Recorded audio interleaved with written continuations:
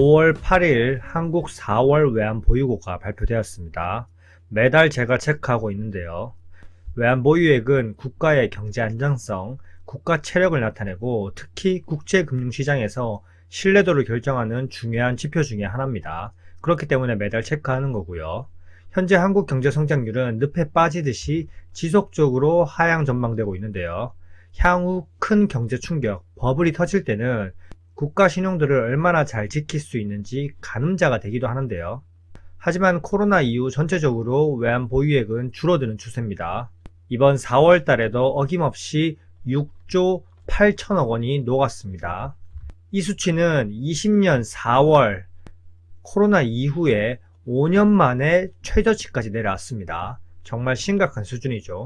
렛츠고! 하지만 매달 줄어들 때마다 언론에서는 국민연금과의 외환 수합 거래로 인해서 일시적 감소 요인이라고 얘기하고 만기 시에 국민연금으로 다시 자금이 환원되기 때문에 외환 보유액 감소를 걱정할 필요가 없다고 계속 얘기하고 있는 게 한국은행 관계자 입장입니다. 작년부터 이렇게 외환 보유액이 줄어들 때마다 멘트가 똑같습니다. 하지만 제가 늘 말씀드리듯이 외환 스와프 1년 뒤 만기 시에 환율이 정말 중요합니다. 만약 1년 뒤에 환율이 1350원에서 1250원으로 떨어진다면 환이익을 국민연금이 보게 되지만 반대로 1년 뒤에 환율이 1450원이 되면 국민연금은 환손실을 보게 됩니다. 외환수합 만기될 때 그 시점에 환율이 정말 중요하고요.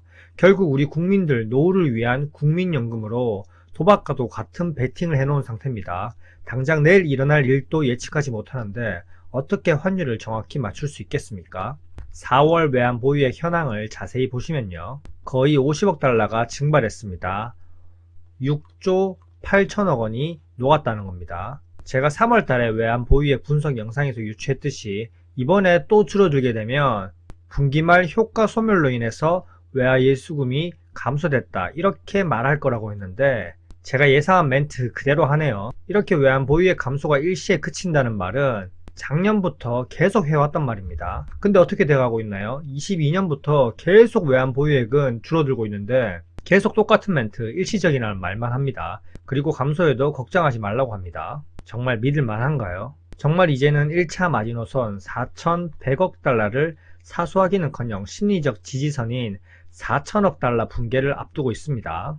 또한 충격적인 사실은 제가 3월 달에 외환 보유액 분석할 때 한국이 현재 세계 9위 수준인데 다음 달에는 10위와 순서가 바뀔 것 같다고 얘기했습니다. 불법 계엄령 사태와 달러 강세 영향이라고 핑계를 댔었는데 이제 핑계댈 게 없죠. 결국 한국은 10위로 밀려난 게 현실화됐습니다.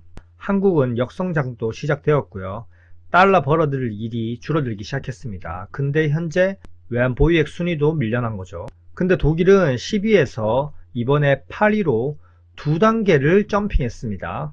독일 외환 보유액이 이렇게 2단계나 올라간 이유는 독일 외환 보유액의 대부분을 차지하는 게 금인데 금의 가격이 올랐기 때문인데요. 정말 부럽습니다. 한국의 금 보유량은 104톤으로 10년 이상 변화가 없는 거 아시죠?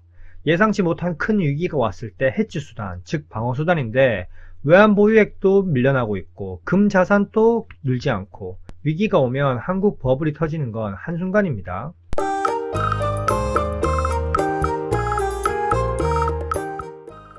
한국개발연구원에서 한국 잠재 성장률이 계속적으로 하향될 거라고 전망했습니다.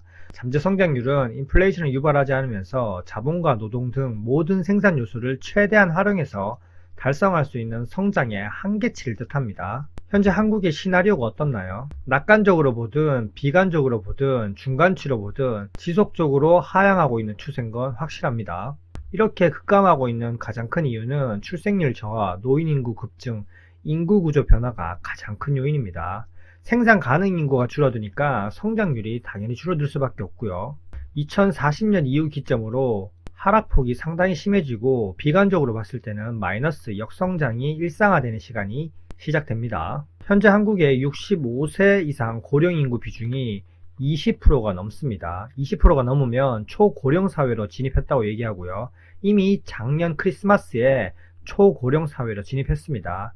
이제 2050년이 되면 65세 이상 인구가 40%를 넘어설 전망입니다. 전체 인구의 40%를 넘어서니까 10명 중에 4명은 65세 이상이라는 겁니다. 결국 노인 인구 증가로 인해서 2040년 초반부터 역성장이 시작되면서 역성장이 일상화되는 국면에 진입하게 되는 거고요. 이런 상황을 알면서도 계속 노인 인구만을 위한 정책을 펼치고 부동산 부양만 하고 청년 세대를 위한 정책이 없으니까 오직 표심을 위한 정책만 하다 보니까 이렇게 악순환이 되면서 한국 경제는 계속 안 좋아질 수밖에 없습니다. 결국 3년 단위로 길게 보면 외환보유고 증발하고 있는 게 여실히 보입니다. 24년 4월에 8조가 녹았고요. 그리고 24년 10월에 6조가 녹았습니다. 그리고 25년 1월에도 6조가 녹았고요. 그리고 25년 2월에 2조 6천억 원이 녹았고, 그리고 25년 4월 6조 8천억 원이 녹았습니다. 이렇게 외환 보유액은 지속적으로 증발하고 있습니다. 결국 4천억 달러 깨는 건 시간 문제 같은데요. 심리적 지지선인 4천억 달러가 깨지면 환투기가 기승을 부리고 외화자금 이탈이 더 가속화될 수 있습니다. 이런데도 국내는 정치 싸움만 지속하고 있고 온통 속보가 정치 싸움 얘기밖에 없습니다. 그러면서 또 국민들을 반갈라치기 하고 있고요. 누가 어쨌네 저쨌네 말 한마디로 계속해서 언론에서 속보만 나오고 있는데 이제 정치 뉴스는 정말 지겹고요. 국민을 위한 정치를 하는 그런 사람들을 뽑아야 될 때입니다. 현재까지 내용이 괜찮으셨다면 구독과 좋아요 부탁드립니다. 이상입니다. 안녕.